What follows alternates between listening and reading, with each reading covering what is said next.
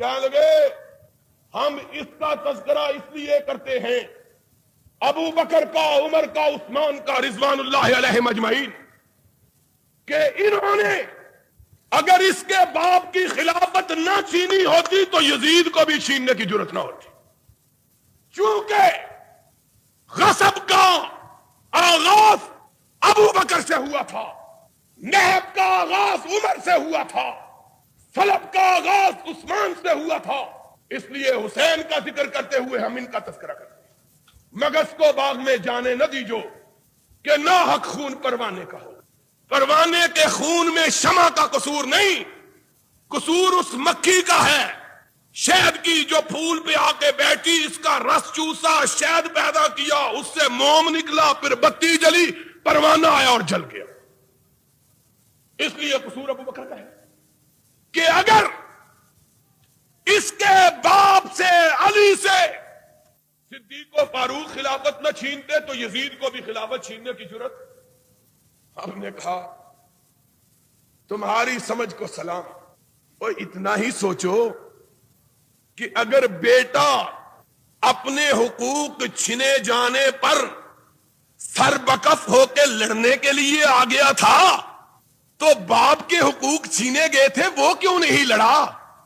اگر یہی بات ہے تو بیٹا باپ سے بہادر تو نہیں، باپ تو فاتح خیبر ہے، باپ تو سارے مرحب ہے، باپ تو لا فتح الا علی ہے، اور باپ تو تلوار ذوالفقار کا مالک ہے، اور باپ تو اتنا بہادر ہے کہ ملا نعمت اللہ الجزائری کے الفاظ میں کہ خیبر کے دن جب مرحب کے سر پر اپنی تلوار مارتا ہے تو تلوار مرحب کو سر سے کاٹتی ہوئی پیروں سے نکل جاتی ہے، لیکن علی کی قوت شمشیر اور بازوئے حیدری کا زور کا عالم یہ تھا کہ قدموں کو کاٹ کے تلوار رکی نہیں۔ ملا جی پھر کیا ہوا؟ کہا تلوار نے قدموں کو کاٹا، پھر پہلی زمین کو کاٹ گئی، پھر دوسری زمین کو کاٹ گئی، پھر تیسری، پھر چوتھی، پھر پانچویں، پھر چھٹی، پھر تلوار نہ ہو گئی، ہائیڈروجن بم ہو گیا ہے۔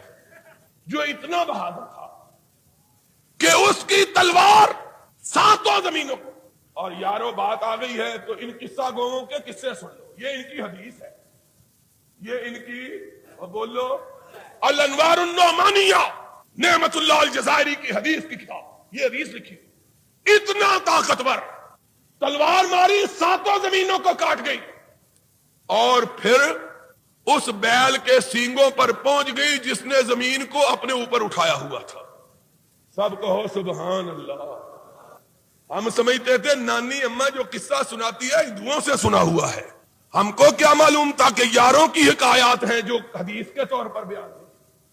سنتے تھے نا چھوٹے ہوتے، جب نیند نہیں آتی تھی نا تو نانی اماں دادی اماں قصہ سناتی تھی، چپ کر جا نہیں تو بیل جو ہے زمین کو ایک سینگ سے دوسرے پہ رکھے گا، زمین کانپے گی، زلزلہ آ جائے گا، سو جا پترا سو جا۔ یہ بھی کہندے پترا پاگل بن جا، بن جا، نہ بنے گا تو ساڈی گل سمجھ آ سکتی، عقل ہو تو بات کیسے سمجھ آئے گی؟ کہنے اتنی طاقت سینگ کو کاٹنے لگی، اللہ ڈر گیا۔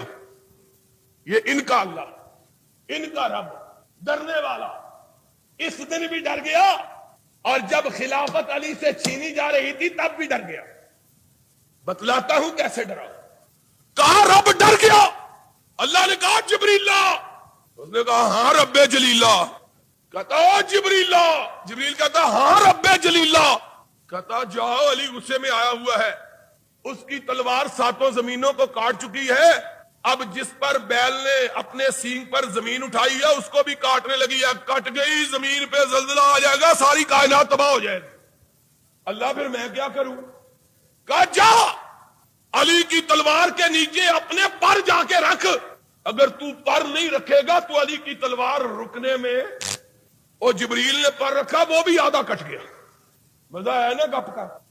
وہ جو اتنا بہادر تھا اس کا حق چھینا گیا تو کیوں نہیں لڑا؟ وہ تو اسد اللہ الغالب لا غالب الا ہو، یہی پڑھتے ہو نا عبارت، کوئی غالب اس کا مقابلہ نہیں کر سکتا۔ پھر اس غالب نے اگر بیٹے نے جنگ کی اپنے حق کے لیے تو اس کے باپ نے جنگ کیوں نہیں کی؟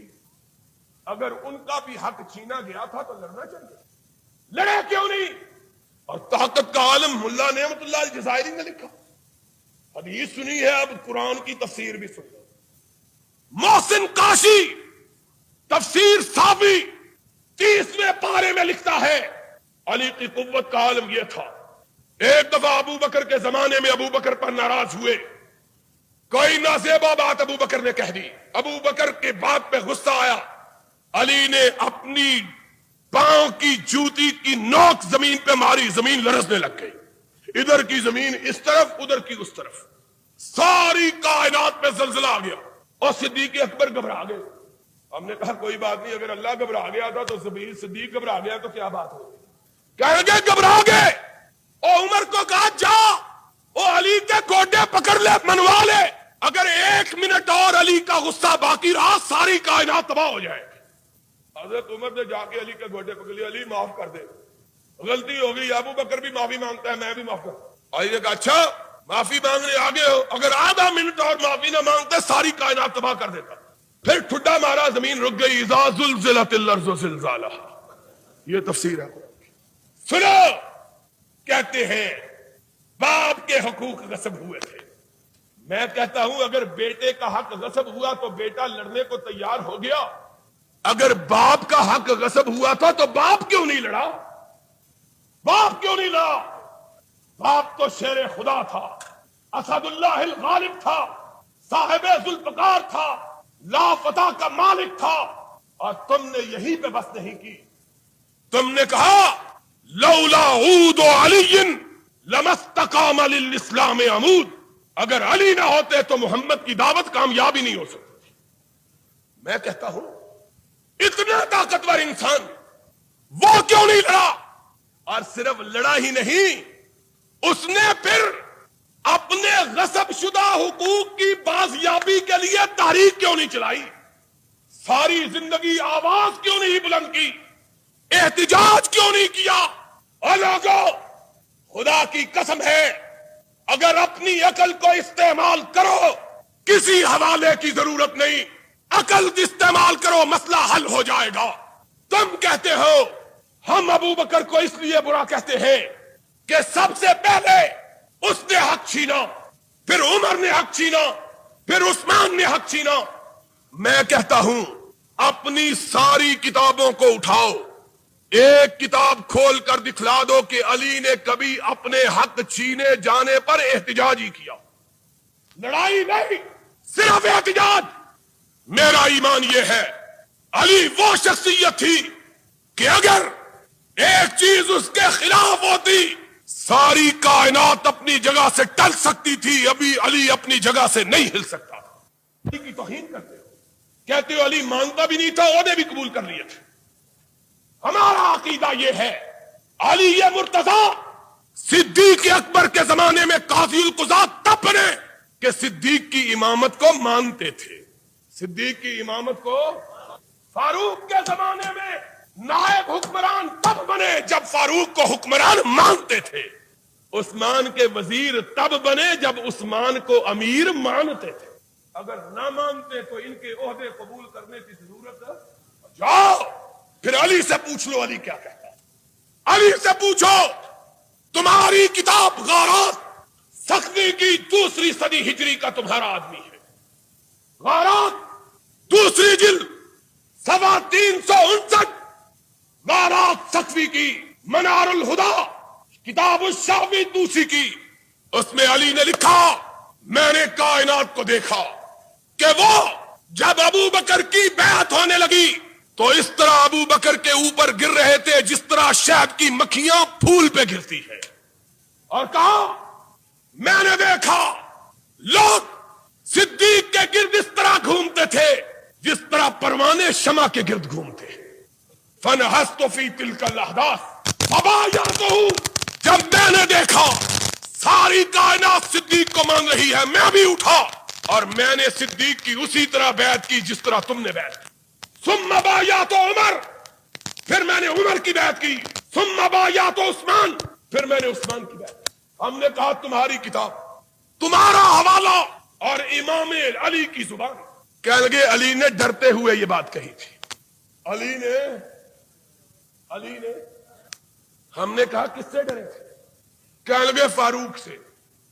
ہم نے کہا یہ تو اتنے بہادر اور فاروق سے ڈر گئے۔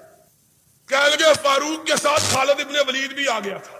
ہم نے کہا علی نے نہج البلاغہ میں کہا لو اجتمع الارض کلھا ما بالیت وما خشیت، مجھے خدا نے اتنی طاقت دی ہے، اگر ساری کائنات ایک طرف ہو، اکیلا میں ایک طرف ہوں، تو میں پوری کائنات کو شکست دے سکتا ہوں۔ پھر علی کیوں ڈر گئے؟ کہنے لگے پر سانو پتا کوئی نہیں، انج ڈر ضرور گئے سن۔ ہم نے کہا چلو ان کی زندگی میں ڈر گئے تھے، ان کے مرنے کے بعد کیا ڈر تھا؟